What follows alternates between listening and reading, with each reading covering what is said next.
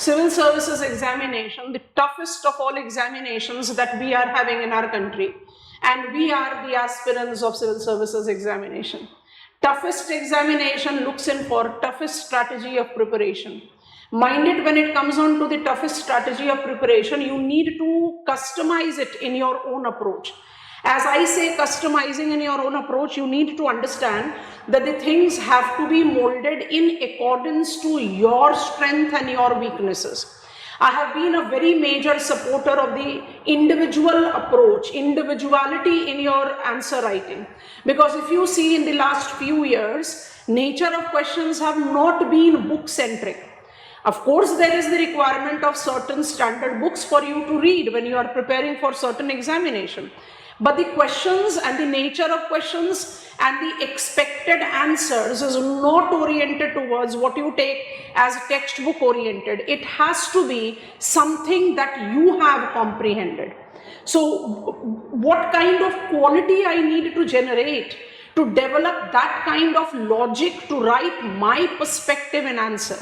It looks in for a comprehensive approach of understanding, and that comprehensive approach of understanding is not just about 20 topics written in your syllabus for geography optional or your papers of general studies. It is integration of them with each other, general studies with geography combined with the things happening around you.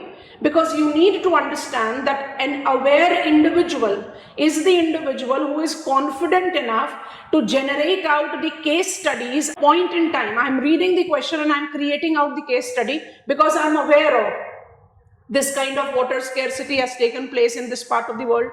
What has been the participation by the community? What has been the participation by the concerned administrative authorities to overcome that challenge? I hope I'm making sense. So एक जो आपकी अपनी preparation strategy होती है, जिसको जिस तरह से आप तैयारी कर रहे हैं, that has to be of your own, that can not be repetition of anyone else. और उसको तैयार करने के लिए आपको अपने लिए अपने हिसाब से एक जनरल आउटले तैयार करना है. हम आज इसलिए यहाँ पर हैं because we want to take out an overview, not of the syllabus, not of the books to be referred. I have talked about that in details and many videos I have uploaded on the YouTube. You can see and check out there. My logic is that when you are now beginning or you want to take the preparation for 2025, what should you do? If you are a fresher, you are a blank board, you must have read NCERTs to decide that geography can be your optional. Enough is said about what are the strength that you get with geography. किसी भी point के myth से अपने आप को carry away नहीं करना है. ज्योग्राफी अच्छा परफॉर्म नहीं कर रहा है, ज्योग्राफी अच्छा परफॉर्म कर रहा है, ये मार्क्स नहीं देता, ये मार्क्स देता है. I think these are all the gimmicks that is there to distract students. Among the list of the optional, चलिए ऐसे ही जज करते हैं. सिविल सर्विसेज की तैयारी में आपके पास चॉइस तो सिर्फ ऑप्शनल का ही है. Every rest of the thing you have to be doing. It is imposed on you. You don't have choice. Whether it is your preliminary paper, whether it is your general studies, whether it is your interview session. It is only optional where you are selecting. So when you are selecting, will you not be selecting with your ease factor, with the practicality of the optional? Difficult है, lengthy है, short है, easy है. Are these not very relative terms? Because you need to understand that those 500 marks are very crucial in ultimately making you attain that job which you are longing for. Because ये 500 marks आपको कितना ज़्यादा facilitate करते हैं. Geography optional जैसा और कोई optional है ही नहीं जो जीएस को इतना ज्यादा केटर करे या करंट अफेयर्स को इतना ज्यादा केटर करे. ये सारी चीजें इतनी बार कही जा चुकी हैं that it becomes we are at ease with it. हमें पता है भाई कि ज्योग्राफी पढ़ेंगे तो environment, ecology, biodiversity, climate change पूरा होगा. ज्योग्राफी पढ़ेंगे तो physical geography, world and India पूरा होगा. ज्योग्राफी पढ़ेंगे तो सोशियो इकोनॉमिक डेवलपमेंटल एस्पेक्ट्स भी पूरा होगा. तो सिर्फ प्रीलिम्स में नहीं बल्कि मेन के भी आपके जनरल स्टडीज पेपर्स में आपको बहुत हेल्प करता है, इंक्लूडिंग द एसे पेपर. सो ये सारी चीजें तो डेफिनेटली आप अपने दिमाग में रखते हैं, बट जहां पर चॉइस वाली बात होती है ना, वहां पर एस्केपिज्म भी बड़ा जल्दी आता है. एस्केपिज्म का क्या मतलब है?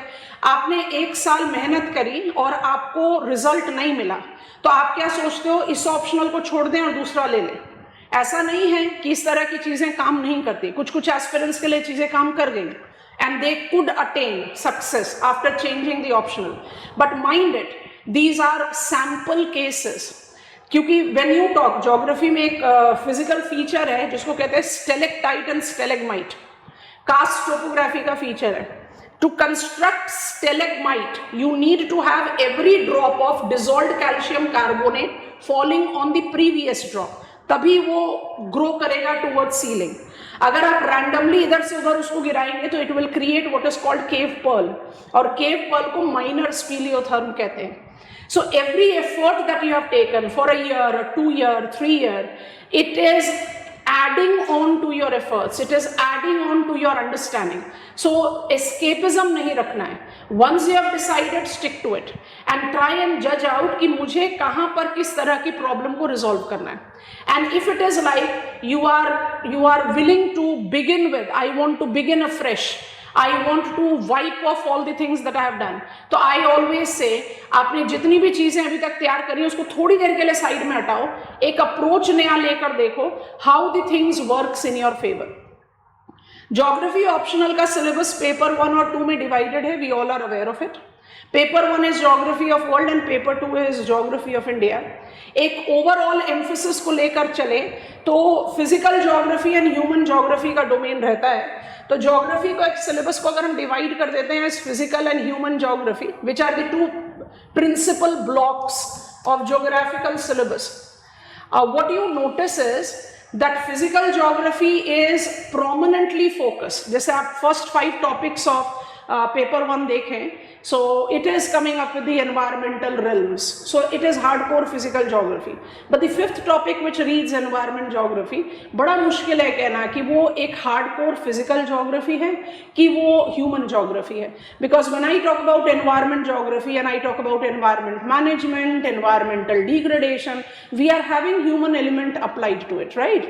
And similarly, if I take geomorphology, where we have topics like applied geomorphology, climatology, where we are having urban climate, applied climatology, climate and man, it is difficult for me to draw the boundary line. So there is an overlap which I see, but still, of the 20 topics of our syllabus, physical geography, hardcore physical geography if I have to take, it is 4 topics of paper 1, geomorphology, climatology, biogeography and oceanography, and 1 topic physical setting of paper 2. I can count them as hardcore physical। उसके अलावा environment geography को तो आप डाल दो centre में, क्योंकि environment geography is something which is not applicable only to physical or only to human geography। और जो फाइनल फैक्टर है आपका, मतलब आपने ये 6 टॉपिक्स ले लिए, अब जो आपके 14 टॉपिक बच गए, आप उसको काउंट करो, सबको काउंट करना शुरू करो, चाहे perspectives in development of human geography है, इकोनॉमिक ज्योग्राफी है, पॉपुलेशन सेटलमेंट ज्योग्राफी है, रीजनल ज्योग्राफी है, models theories laws in human geography है, that goes in your paper 1, और it is resources, agriculture, industry, trade, transport, cultural setting, settlement geography, regional planning, political aspects and contemporary issues जो paper 2 में है, ये सारे के सारे टॉपिक्स आपके ह्यूमन ज्योग्राफी के हैं। So 14 topics are identified to be human geography. ये कहने का क्या रीज़न है, इसके पीछे क्या रीज़न है? एज आई स्टार्टेड सेइंग कि preparation approach in geography can not be taken to be text book oriented. माने मुझे NCERTs तो पढ़नी है, and I have been very clearly saying this time and again, Gochi Leong is a pictorial NCERT, वो आप पढ़ें। Actually class शुरू करने से पहले ये रीडिंग आप सबके पास होनी चाहिए। आपको NCERTs और गोची लियोंग को इतनी बार पढ़ना चाहिए that it gives you the clarity about what exactly you want to build your building on। एक जनरल अवेयर इंडिविजुअल, माने आपको पता है कि river is an active agent of gradation, या डेमोग्राफी का मतलब होता है पॉपुलेशन स्टडी, या पॉपुलेशन स्टडी में there are multiple demographic variable. आपने क्योंकि NCERT से ये सारी टर्म्स पढ़ी हैं, समझा ना हो पूरी तरीके से कोई बात नहीं, बट पढ़ी है, it is somewhere there in your cold box. जैसे ही क्लास में वो टॉपिक शुरू होता है, it suddenly clicks and that makes you different from your competitor. Shortcut तो कभी भी मत देखिएगा कि 300, 400 और 500 क्वेश्चन कर लिया and you are cracking the examination, that doesn't work. We are into the times where information overload is there, and just in order to prove that I am different from the others, we are somewhere detracking the preparation. My ethics of functioning is very different from that. I remain focused on what is the requirement of examination. इसलिए पहले भी बात कर चुके हैं इस बारे में, फिर से अभी बात कर रहे हैं। When you are preparing for certain type of examination, उस examination की strategy उसके trend के हिसाब से change होनी चाहिए। आज से 6 साल पहले तक मेरे क्लास में सिलेबस कवरेज का तरीका होता था swinging between paper 1 and 2। Swinging between paper 1 and 2 का मतलब क्या? आपने जियोमॉर्फोलॉजी पढ़ा पेपर 1 में और उसको आप ले गए इंडियन फिजियोग्राफी में। मतलब आपने पढ़ लिया map of world, there are 4 major young fold mountains, और आपने वो 4 यंग फोल्ड माउंटेन्स में हिमालयाज को एक एग्जाम्पल लिया और आप उसको ले गए पेपर 2 में। Himalayas in paper 2 scale enlargement हो गया, स्केल एनलार्जमेंट हो गया तो Himalayas becomes trans Himalayas, Karakoram, Ladakh, Zanskar, Himalayas, Himadri, Himachal, Shivalik and then Purvanchal. तो आपने इस तरह से इंप्लाई करते हुए अपनी पढ़ाई की। आपने वर्ल्ड एग्रीकल्चर पिकअप किया जहां पर आप वॉन थूनन्स एग्रीकल्चरल लोकेशन मॉडल भी कर रहे हैं, विटेल्सीज टाइपोलॉजीज ऑफ एग्रीकल्चर भी कर रहे हैं, एग्रीकल्चरल इनपुट्स के बारे में भी बात कर रहे हैं, फूड सिक्योरिटी के बारे में बात कर रहे हैं। उसके बाद आप स्विंग कर जाते हो पेपर 2 में और वहां पर आप इंडियन एग्रीकल्चर के बारे में पढ़ते हो। आज से 6 साल पहले अब हमने क्या स्ट्रैटेजी अपना ली है? We have taken our syllabus division into 4 blocks. अब 4 ब्लॉक्स का लॉजिक क्या है? 4 ब्लॉक्स का लॉजिक होता है कि आप 5 टॉपिक्स ईच का ब्लॉक ले लीजिए। अपने दिमाग से ये मिथ बिल्कुल हटा दीजिए कि एग्जामिनेशन में 1 टॉपिक पर मास्टर हो जाना will make you crack this examination. Impossible. When you try to prepare for this particular examination, when you are willing to, when you are attempting to prepare for this examination, you have to develop elaborately comprehensive knowledge of every topic mentioned in your syllabus. I'm one of the very strong supporter of scan the syllabus in your mind. तो जो अब हम syllabus को divide करके चलते हैं वो है 5 into 4। माने हमने पेपर 1 को 2 पार्ट में डिवाइड कर दिया, सेक्शन ए एंड बी, और पेपर 2 के first 5 topics and second 5 topics को डिवाइड कर दिया। इसका फायदा क्या होता है? You get into the understanding of each and every topic in details. मतलब बहुत सारे एग्जाम्पल्स हैं जहां पर आपको एक थोड़ा सा इन डेप्थ परव्यू लेना पड़ता है। Let me quote 1 example. अभी हमने डेमोग्राफिक वेरिएबल की बात करी। जब आप पॉपुलेशन स्टडी करते हो तो आज की डेट में एक सबसे इंपॉर्टेंट एक्सप्रेशन जो चल रहा है वो है गेरियाट्रिक्स, डेमोग्राफिक डिविडेंड। अब सोच कर देखते हैं, global aspect of geriatrics is more applicable to developed world. Developing world is in the cusp of changing from demographic revolution to geriatrics. इसका मतलब जब आप पेपर 1 में डेमोग्राफिक वेरिएबल्स के बारे में बात कर रहे हैं, पॉपुलेशन प्रॉब्लम्स के बारे में बात कर रहे हैं, तो आपको एज्ड पॉपुलेशन का स्पेसिफिकेशन देना पड़ेगा। But when you are again taking that in Indian context, तो आपका जो primary challenging aspect of population है वो डेमोग्राफिक डिविडेंड है। 63% of Indian population is in mid age cohort, working age population. तो आप ये सोचकर देखो, क्योंकि मैंने demographic variables United Nations Fund for Population Activity से पढ़ लिया। There are 6 demographic variables divided into 2 categories called functional and structural variable. Functional variable को कहते हैं fertility, mortality, migration, और जो structural variable है उसको बोलते हैं population size, population distribution, population composition.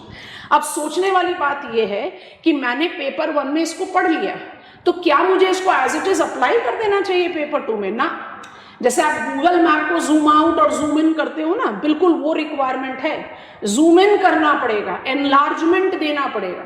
India is a dense clustered country on the map of world, has to B.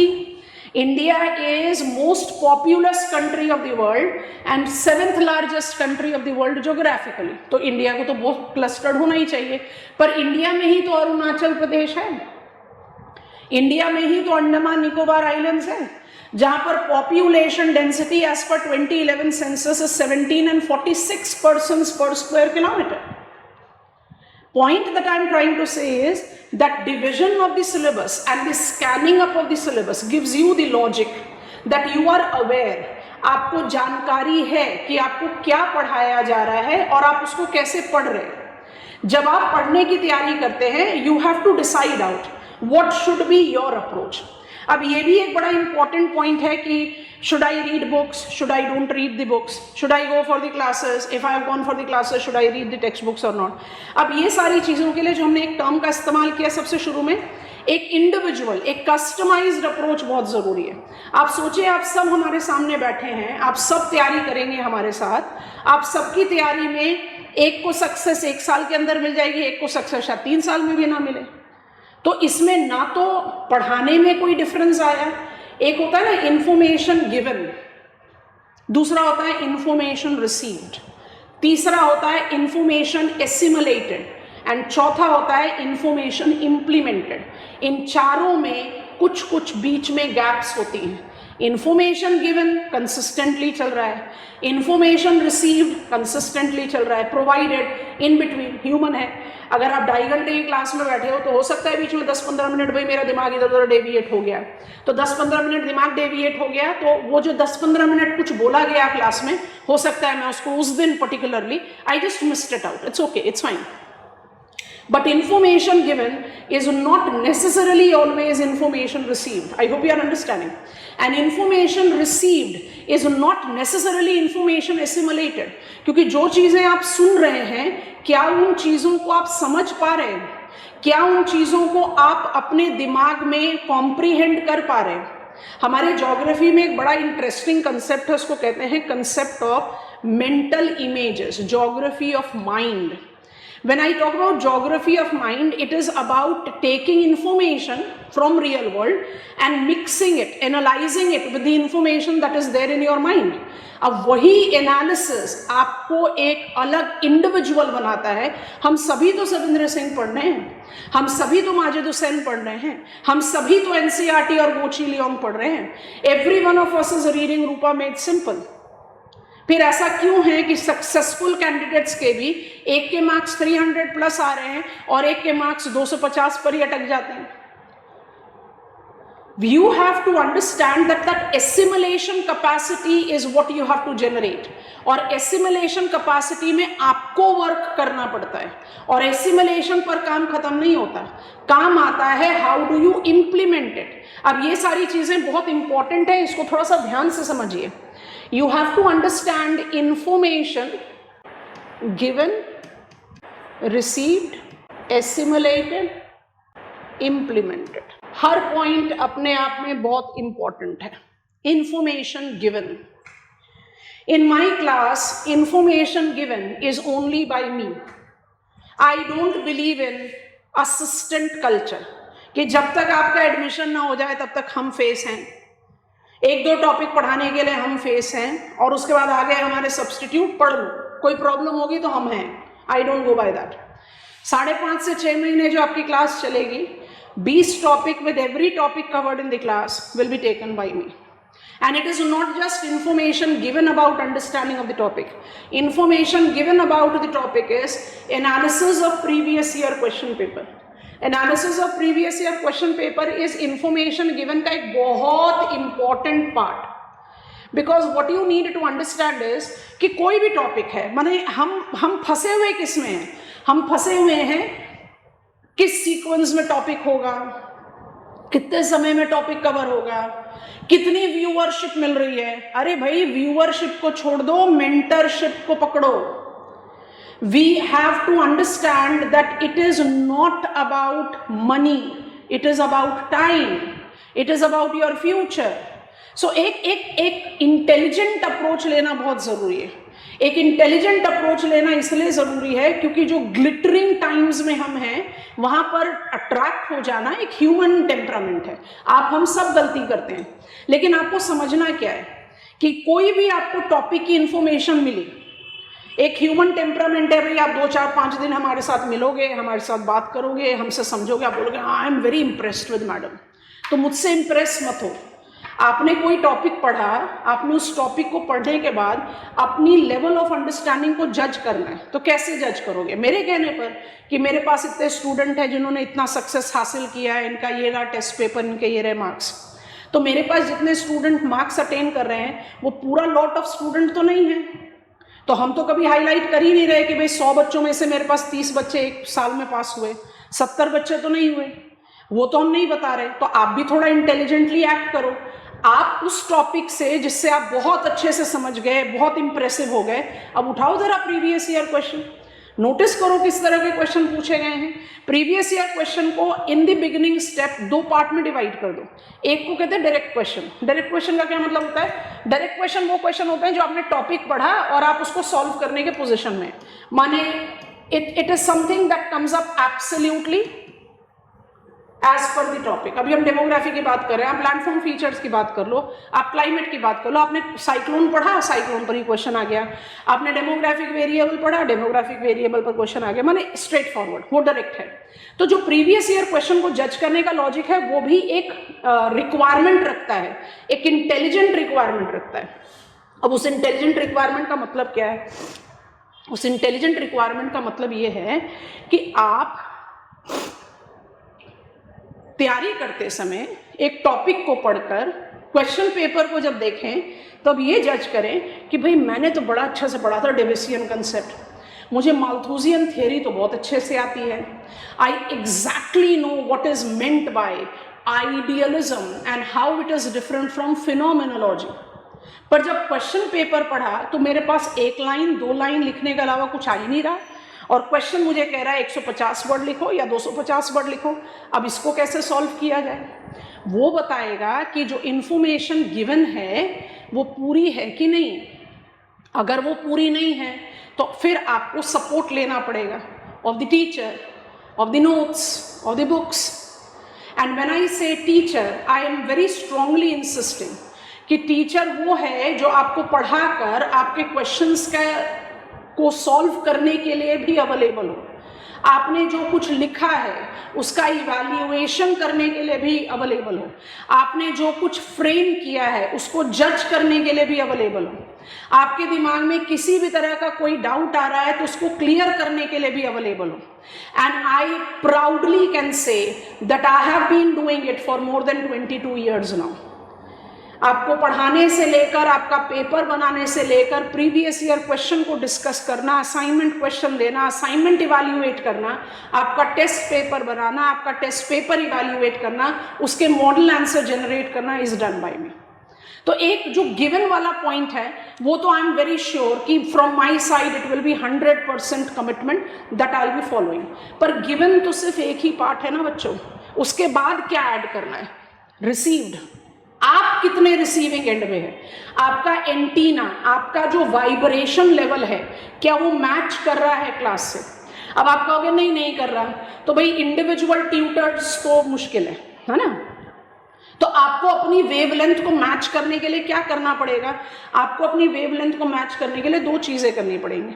Class के शुरू होने से पहले एनसीईआरटी की रीडिंग करनी पड़ेगी, सबसे पहली बात ये। दूसरी बात ये, अपने दिमाग में ये अश्योरेंस ले लेना पड़ेगा कि ये मेरा ऑप्शनल है, ये मेरा फ्यूचर टारगेट है और मुझे इसकी तैयारी करनी है। जब आप इस पर्सपेक्टिव के साथ क्लास में आते हैं, because do always remember, you know, crowd gives you confidence. ऐसा लगता है कि हम बिल्कुल सही दिशा में जा रहे हैं, सारी दुनिया तो जा रही है उसी तरफ, तो हम क्यों नहीं जा रहे? But crowd snatches, terminates your individuality, your individuality as your strength, your individuality as your weakness. आप जब रियलाइज ही नहीं करोगे कि आपका स्ट्रेंथ और वीकनेस क्या है, तो फिर आप अपने आप को किस तरह से वर्कआउट करवाओगे? आपके ही तो पीयर ग्रुप हैं, आपके ही तो बैचमेट हैं, आपके ही तो सीनियर्स हैं जो आपसे कितने अलग हैं। जब हमारी सर्कमस्टांसेस सेम नहीं हैं, जब हमारा way of looking at things same नहीं है, तो हमारी वीकनेस और स्ट्रेंथ सेम कैसे होगी? हम सब केपेबल हैं, लेकिन हमारी कैपेसिटी को ग्रूम अप करने के लिए मुझे अपने आप को समझना पड़ेगा सबसे पहले। तो information receiving is that you prepare yourself to get into the class, to be there in the class, not just physically but mentally also, and ready to put your best foot forward. अच्छा, best foot forward में भी एक बड़ा अच्छा hype चला हुआ है, 12 घंटे पढ़ो, 14 घंटा पढ़ो, 16 घंटे पढ़ो। I always say quantity doesn't matter, quality matters. And when I say quality matters, I very strongly insist quality of time devoted. आपको 12 घंटे पढ़ना है, नाइट आउट करना है, सारे दिन पढ़ना है, वो आपका मर्जी, लेकिन जो आपने एक अपने लिए अचीवेबल टारगेट रखा है, वो टारगेट आपको पूरा करना चाहिए। करने दो किसी को 12 घंटे 16 घंटे पढ़ना है, आप 8 घंटे पढ़ो, but let that 8 hours be equal to 16 hours. Information received वहां पर काम करेगा। इंफॉर्मेशन रिसीव्ड भी स्टेप नंबर 2 है। उसके बाद स्टेप नंबर 3 आता है इंफॉर्मेशन एसिमुलेटेड। जैसे हमने कहा ना, मेंटल इमेजेस, आपके दिमाग में ऑलरेडी तो काफी सारी इंफॉर्मेशन है। अगर हम extremely high scorching heated conditions, heat index, actual temperature and heat index, आप न्यूज़पेपर में पढ़ रहे हो ना, you are aware of what is meant by heat index. You are aware of that we had experienced devastating floods in Dubai. You are aware of that there is the cyclonic landfall in the east coast of India very recently. तो ऐसा तो नहीं है कि आप zero हैं, आपको tornadoes के बारे में भी जानकारी है, ट्रेड के बारे में भी जानकारी है, तो जीरो तो आप नहीं हैं। लेकिन जो आप एक ज्योग्राफिकल पर्सपेक्टिव पर इंफॉर्मेशन रिसीव कर रहे हैं, उसको आपने अपनी इंफॉर्मेशन के साथ मिक्स करना है। That will create your perspective of preparation. तो एसिमुलेशन एक बहुत इंपॉर्टेंट स्टेप है, इसलिए हम हमेशा कहते हैं और हम हमेशा फॉलो करते हैं। आप कितने भी हमारे पुराने स्टूडेंट से मिल लीजिए, हम जैसे ही नेक्स्ट क्लास में एंटर करते हैं, हमारा शुरू का 10 मिनट पिछले क्लास के रिपीटेशन में जाता है।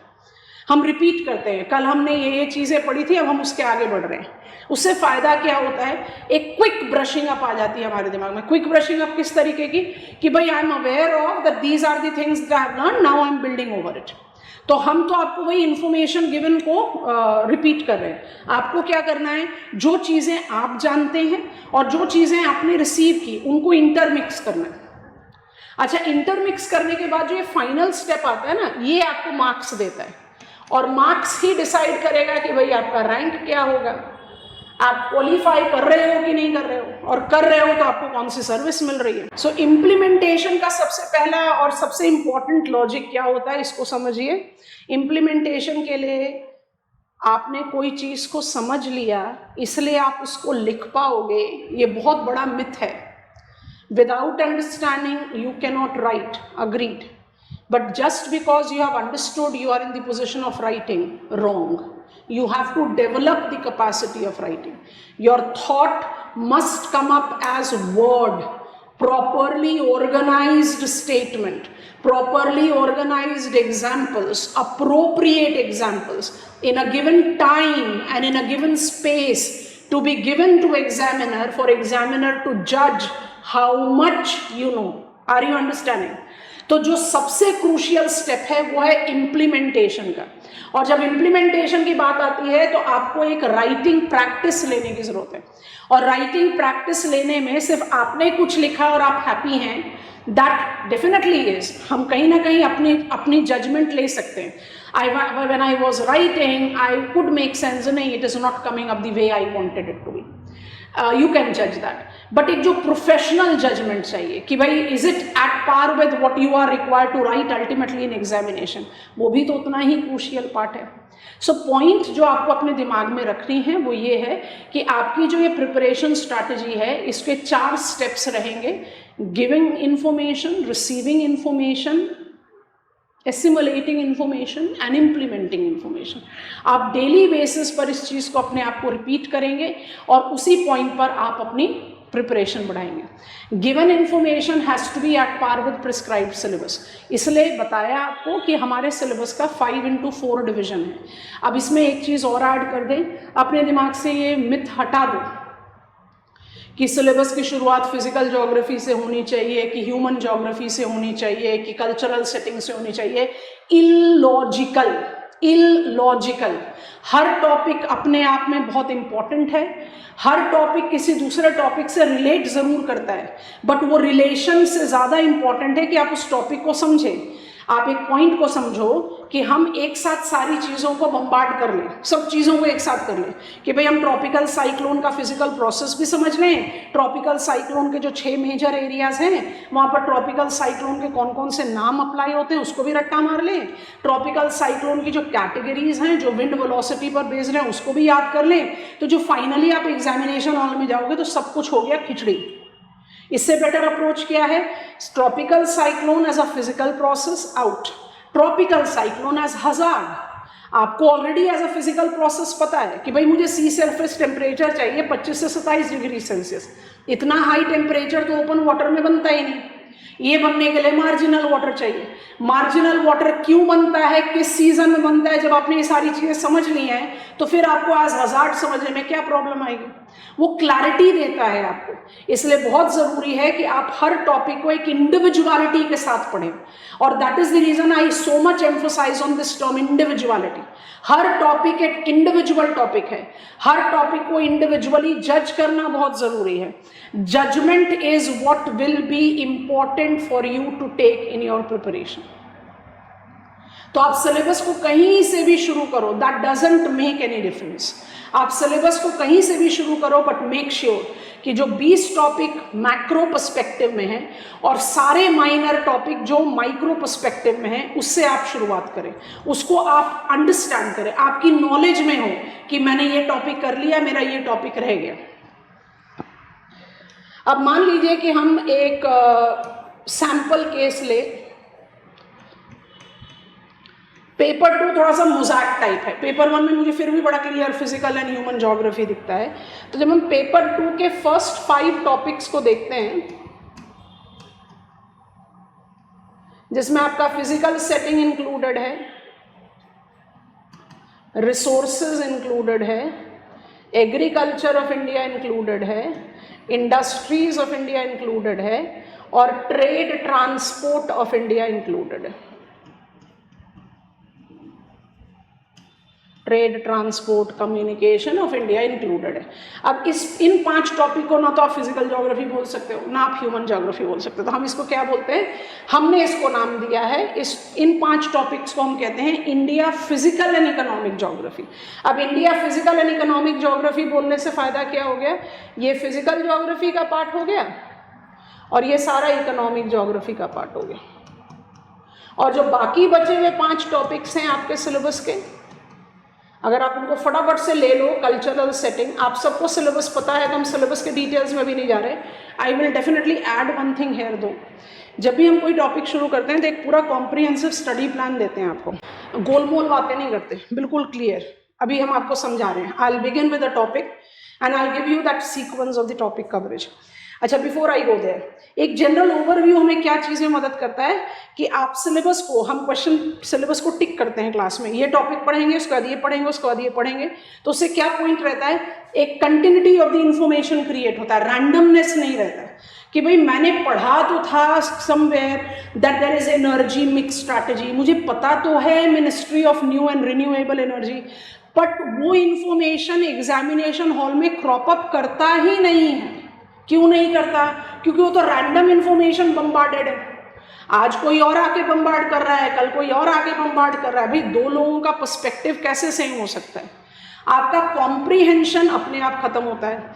इसलिए बहुत ज़रूरी है कि आप एक ऐसे अप्रोच के साथ पढ़ें, आप एक ऐसे सपोर्ट के साथ पढ़ें जो आपको एक कॉम्प्रीहेंसिव कवरेज के साथ एक कॉम्प्रीहेंसिव फाउंडेशन भी दे, और उसके लिए ज़रूरी है that you take the support of standard book, standard coaching. अब जरा ध्यान से सुनो, कल्चरल सेटिंग हो गया, सेटलमेंट ज्योग्राफी हो गया, उसके बाद आप ऐड कर लो पॉलिटिकल एस्पेक्ट है, I am just writing political, उसके बाद आप ऐड कर लो रीजनल ज्योग्राफी, रीजनल प्लानिंग है, एंड फाइनली है आपका कंटेम्प्रेरी इश्यूज। इसको हम बोलते हैं ह्यूमन ज्योग्राफी ऑफ इंडिया, हम बोल रहे हैं, क्योंकि जब हम अपने सिलेबस को डिवाइड करते हैं in 4 blocks, I need to be very comfortable with कि कौन से टॉपिक हम कवर कर रहे हैं और कौन से टॉपिक हम कवर नहीं कर रहे हैं। जैसे जब हम कंटेम्प्रेरी इश्यूज देखते हैं तो उसमें कुछ टॉपिक्स हैं जैसे population explosion and food security. तो population explosion and food security contemporary issue का पॉपुलेशन के साथ ही पढ़ा जाएगा बाय डिफॉल्ट।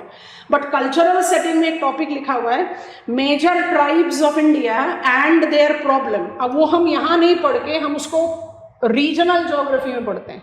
क्यों? क्योंकि रीजनल ज्योग्राफी में एक टॉपिक है ट्राइबल एरिया डेवलपमेंट प्रोग्राम। अब सोच कर देखो क्यों भाई, मुझे क्यों जरूरत है ट्राइबल एरिया डेवलपमेंट प्रोग्राम की?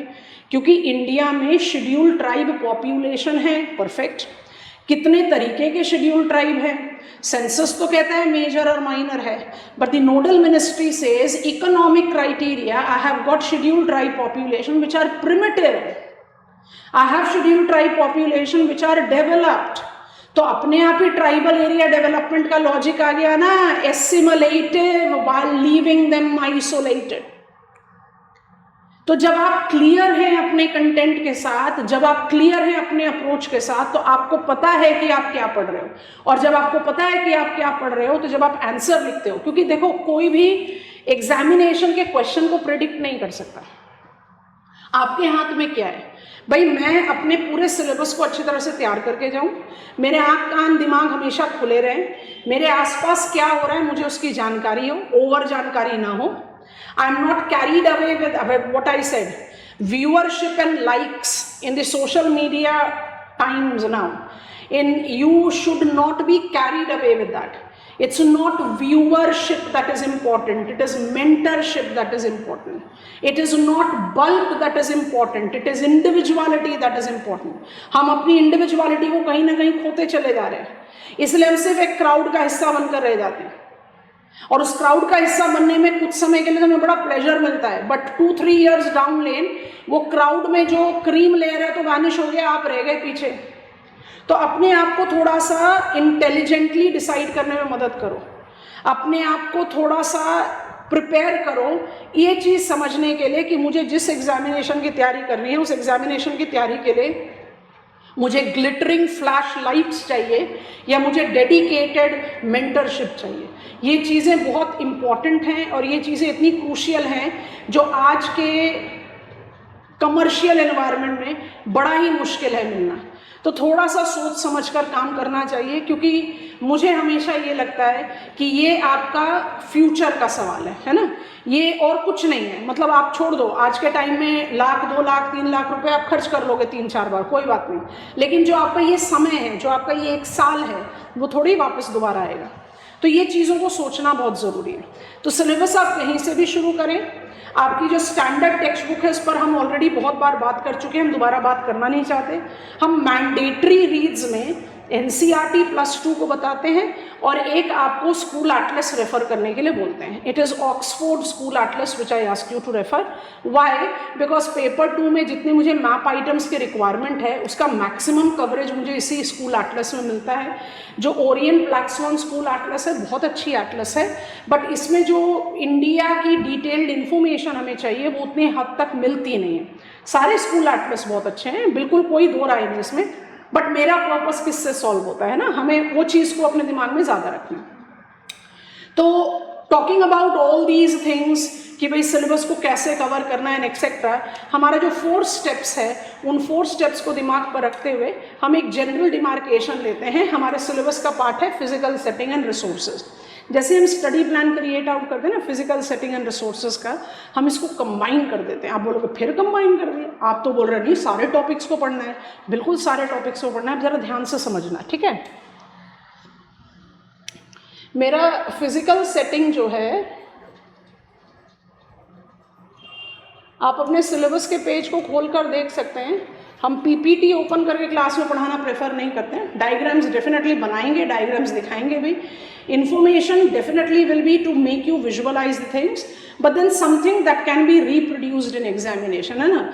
ऐसी चीज़ है कि भाई मैं अपना आर्टिस्टिक साइड आपको दिखा रही हूँ कि ये ऐसा है, ये एनालिसिस, इतने मार्क्स आते हैं, इतने मार्क्स नहीं आते हैं, ये सब चीज़ें एक लेवल तक काम करती हैं। हर बार बस यही बात डिस्कस करना कि 2016 में ये हो गया, 2017 में ये होगा, 300 मार्क्स उसके आगे, 290 उसके आगे।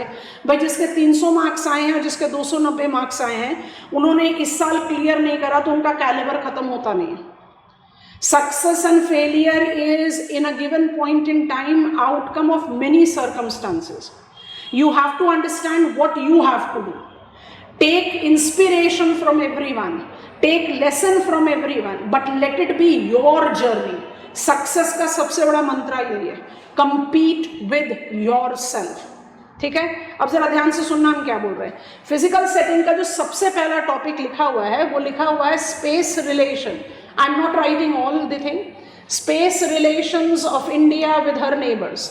अब जब आपके पास सिलेबस की पूरी नॉलेज होती है तभी आप इस चीज़ को समझते हो कि हम कौन से टॉपिक को कहाँ निकाल रहे हैं और क्यों निकाल रहे हैं। निकाल रहे का मतलब क्या, कि हम इसको पढ़ेंगे नहीं, बिल्कुल पढ़ेंगे, लेकिन space relationship of India with her neighbours is not the topic of physical setting of India. Make sense very carefully. It is the topic of political aspect, जहां पर क्रॉस बॉर्डर रिलेशन करके टॉपिक लिखा हुआ है हमारे पास, जहां मुझे geopolitical significance of South Asia पढ़ना है, जहां मुझे geopolitical significance of Indian Ocean region पढ़ना है। तो भाई space relationship of India with her neighbours का क्या मतलब होगा, बॉर्डर रिलेशन ही तो होगा। तो ये टॉपिक किसके साथ चला गया, पॉलिटिकल एस्पेक्ट्स के साथ गया। समझ में आ रहा है। तो हम फिजिकल सेटिंग में टॉपिक को नहीं पढ़ते, हम मार्क कर लेते हैं तो हम पॉलिटिकल एस्पेक्ट में पढ़ेंगे। उसके बाद जब आप पढ़ना शुरू करते हो तो ये टॉपिक आता है फिजियोग्राफी रीजन्स। एक हम आपको पॉइंट बता रहे हैं, जरा ध्यान से समझना, रिलीफ फीचर्स ऑफ इंडिया। अब आप बोलोगे भाई दो दो टॉपिक, फेस वैल्यू पर तो लग रहा है फिजियोग्राफी और रिलीफ तो सेम ही होगा। नहीं होता सेम, नहीं होता सेम। इसलिए हमने आपको कहा बहुत ज़रूरी है, इतना ज़्यादा ज़रूरी है कि आप अपनी नॉलेज में अपनी सिलेबस फैक्टर्स को ध्यान में रखें, क्योंकि जब तक आप इसको ध्यान में नहीं रखोगे आप कभी भी इस पोजीशन पर आओगे ही नहीं कि आपको इन्फॉर्मेशन जो दी गई वो आपके काम की थी कि नहीं थी।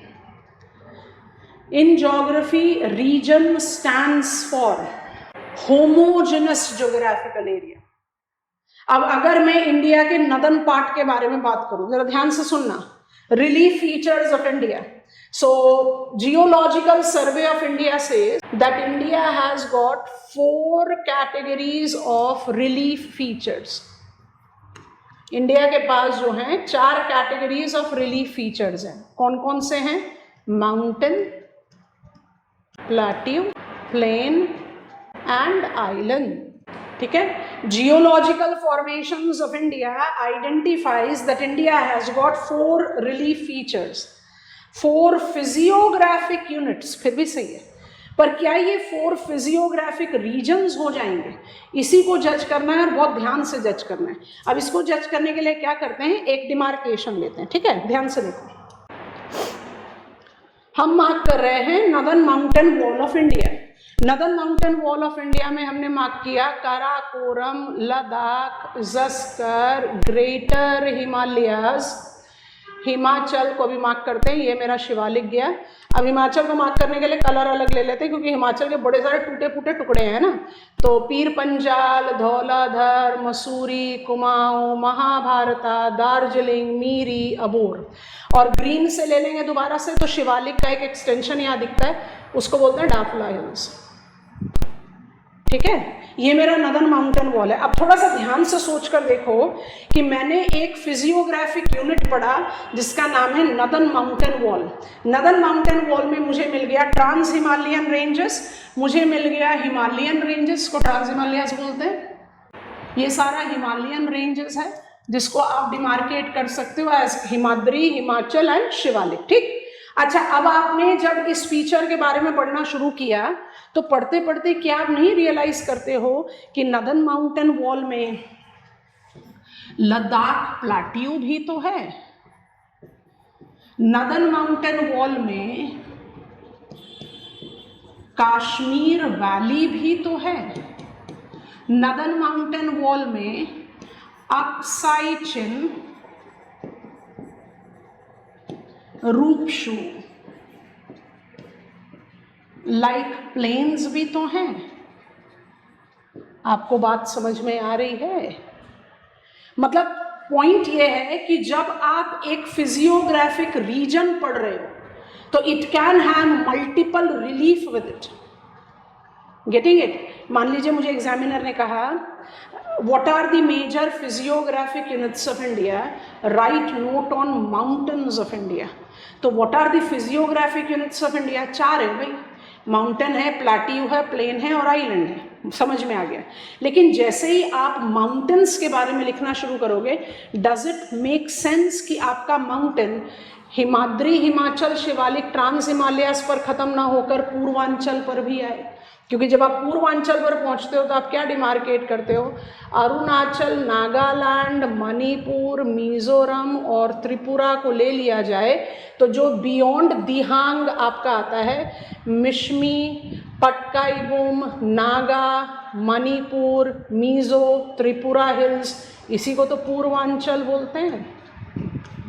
पर फिर से सोचो, माउंटेन्स ऑफ इंडिया के बारे में लिख रहे हो तो क्या आप सिर्फ सिंटैक्सिकल बेंस एज पूर्वांचल या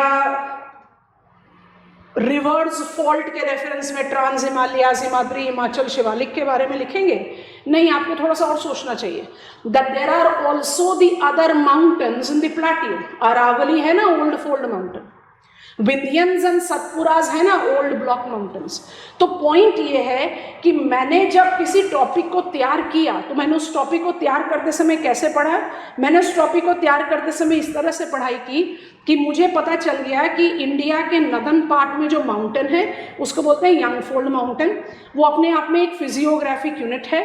उस फिजियोग्राफिक यूनिट में mountains are the dominant thing, but there are many valleys. अब आप मणिपुर रिवर के बारे में बात करो तो Manipur river is facilitating development of Manipur plains. यहाँ पर आपका लोकटक लेक है, लोकटक लेक भी है, मणिपुर प्लेन्स भी है, तो ये तो यंगफोल्ड माउंटेन के साथ का ही हिस्सा हो गया ना। तो रिलीफ और फिजियोग्राफी में ये डिफरेंस आपको दिमाग पे रखना है, that in a given physiographic region there can be multiple relief, पर डोमिनेटिंग एक है। जैसे आप नदन प्लेन्स ऑफ इंडिया की बात करते हो तो आप कहते हो भाई ये तो पूरा का पूरा physical feature as alluvial lowland है। बिल्कुल सही, बिल्कुल सही। लेकिन जो मगध प्लेन्स ऑफ बिहार है वहां पर चोर्स और कवरताल कैसे बनते हैं? क्योंकि जो सिंहभूम क्रेटॉन है उसका एक्सटेंशन आता है। आप बात को समझ रहे हैं? आपने नदन प्लेन्स ऑफ इंडिया की बात की या प्लेन्स ऑफ इंडिया की बात की तो आप गुजरात की बात करोगे। गुजरात में आप रन ऑफ कच्छ जैसे ही करोगे आइलैंड्स आ जाएंगे वहां पर। तो जो एक चीज आपको समझनी है, when will take up the reference of the details of them, आपको समझनी क्या है कि आप फिजियोग्राफिक रीजन और रिलीफ को एक दूसरे से रिलेट जरूर कर सकते हैं, लेकिन उनका अप्रोच ऑफ स्टडिंग बहुत डिफरेंट है, बहुत डिफरेंट है। उसी तरह से आपके सिलेबस में जाता है क्लाइमेट, इंडियन क्लाइमेट, उसमें क्लाइमेटिक रीजन भी पढ़ो और क्लाइमेट मैकेनिज्म भी पढ़ो। अब जो इसमें मिक्सिंग वाली बात आती है ना, वो कुछ इस तरीके से आती है। अब इसको ऐसे करके समझो, हम अभी सिलेबस के डिटेल्स में नहीं जाएंगे, हम सीक्वेंस में इसको डिमार्केट आउट करेंगे। तो जब आप रिलीफ फीचर्स के बारे में बात करते हो तो relief features associate themselves with the long history of the development of Indian map. तो इंडिया का मैप जो है वो उतना ही पुराना है जितना पुराना प्लैनेट अर्थ का हिस्ट्री है। And that is the reason Indian crust incorporate the imprints of 4,000 million years of history. These imprints on the map of India can easily be seen with these cratons. Dharwad craton, Bastar craton, Singhbhum craton, Bundelkhand craton, Aravali craton. और जब आप इन क्रेटॉन्स के बारे में बात करते हैं आप एक्चुअली बात कर रहे हैं जियोलॉजिकल स्ट्रक्चर के बारे में, और यही जियोलॉजिकल स्ट्रक्चर आपको मिनरल रिसोर्सेस के बारे में जानकारी देते हैं। तो things are so inter related कि जब तक आप हर टॉपिक को एक वाटर टाइट कंपार्टमेंट के तौर पर नहीं, माने जब आपकी नॉलेज में हो, जब मुझे पता चल जाए कि Dharwad craton is the craton which is attaining its name from Karnataka. There is a place in Karnataka called Dharwad. लेकिन वो क्रेटॉन जो है वो काफ़ी बड़े एरिया में एक्सटेंड कर रहा है, which do incorporates the part that is associated with Charconite Nilgiri, जो केरला और तमिलनाडु में भी एक्सटेंड करता है. या जो सिंहभूम क्रेटॉन है वो मुझे टू सम एक्सटेंट ले जाता है touching West Bengal as well as Bihar. जो बस्तर क्रेटॉन है वो मुझे ओडिशा को भी टच करने में मदद कर रहा है, क्योंकि बस्तर क्रेटॉन का हिस्सा है दंडकर्णया, जो मुझे कोरापुट ऑफ ओडिशा, जहाँ पर आप जस्टिफाई करते हैं एल्यूमिनियम बॉक्साइड का presence. So point that I am trying to make is I am learning physical setting, so I learn physiographic units. जैसे मेरी नॉलेज में आ गया कि कर्नाटका प्लेट्यू का मतलब होता है मलनाड्स, बैंगलोर प्लाट्यू, मैसूर प्लाट्यू. तो जब आपने मलनाड्स को डेक्कन ट्रैप के साथ एसोसिएट कर दिया तो बैंगलोर मैसूर प्लाट्यू क्या रह गए, वो रह गए धारवाड़ क्रेटॉन. तो बैंगलोर मैसूर प्लाट्यू में मुझे मिलेगा Shivamogga, Kudremukh, Chikmagalur, Chitradurga, Kolar. These are the resource hubs of our country. क्योंकि जो आपका एरिया गया मलनाड्स के साथ वो तो डेक्कन ट्रैप में चला गया, तो वहां तो ब्लैक सॉइल होगा. इस तरह का इंटीग्रेशन इतना ज़्यादा इंपॉर्टेंट है बच्चों कि जब तक आप वो इंटीग्रेशन डेवलप नहीं करोगे तब तक पॉइंट नहीं है. तो किसी भी टॉपिक को वाटर टाइट नहीं बनाना, लेकिन हर टॉपिक को उसके एसोसिएशन के साथ उसका सारा जो डायमेंशन उसको कवर करो, फिर नेक्स्ट टॉपिक पर आओ, फिर उसको एसिमुलेट करने में काम में लाओ. ऐसे करके तैयारी होती है. तो I will be giving you the synopsis of how do we proceed talking about physical setting of India in coming few lectures. This is going to help you in deciding. All those who have joined, more than welcome, but those who are still willing to join, you can take the reference and thereby decide. हमेशा याद रखना, किसी भी एक अच्छी direction के लिए एक बहुत इंपॉर्टेंट गाइडेंस चाहिए होती है, और गाइडेंस के लिए बहुत ज़रूरी है कि आपके पास एक टीचर की अवेलेबिलिटी हो. वो टीचर जो अपने आप को सिर्फ सोशल मीडिया में हाई क्लास एडुकेटर ना बताता हो, जो सिर्फ व्यूअरशिप के पीछे ना भागता हो, जो अपना एफर्ट सिंपली आपको इस पॉइंट पर देता है कि आपका कहीं से भी कोई भी एफर्ट या टाइम खराब ना हो. So I'll be coming up with few more lectures like this, and I hope that will going to give you assurance that why we stand, Direction IAS stand different from rest all the coaching centers, because we are into the hub of that. So I think this was an informative interaction with all of you. I'll be specifically talking about physical setting part 1 as our beginning lecture to give you understanding of how to proceed with the preparation. Bye-bye from my side for the time being.